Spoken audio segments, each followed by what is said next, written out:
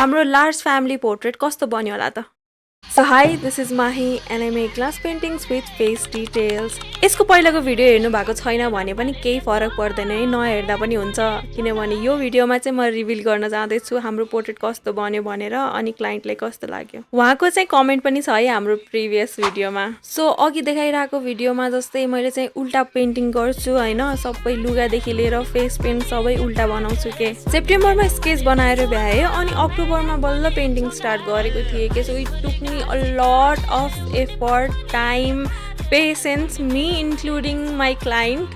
So यसको result चाहिँ worth it छ कि छैन भनेर हजुरहरूले चाहिँ लास्टसम्म हेर्नुपर्छ है। Let me know in the comment section.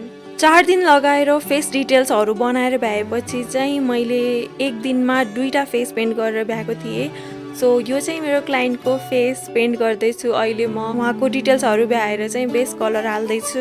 Normal canvas portrait अथवा नर्मल्ली एक्राइलिक पेन्टिङ्सहरू भन्दा चाहिँ 10 गुणा बढी कलर जान्छ कि ग्लास पेन्टिङमा।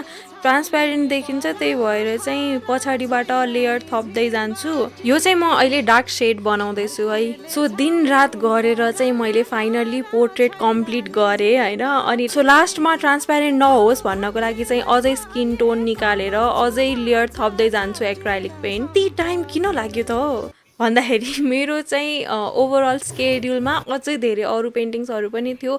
सो ठुलो छ टाइम लाग्छ भनेर चाहिँ मैले राखिरहेको थिएँ। फेस्टिभ सिजन पनि थियो अनि I had to complete it किनभने यो चाहिँ त्यो मन्थको लास्ट पोर्ट्रेट थियो मैले कम्प्लिट गर्नुपर्ने। सो फाइनल्ली लास्टमा भार्निस लगाएँ अनि त्यो भार्निस पनि सुक्यो। लेट्स सी हाम्रो पोर्ट्रेट कस्तो बन्यो त। टाडा!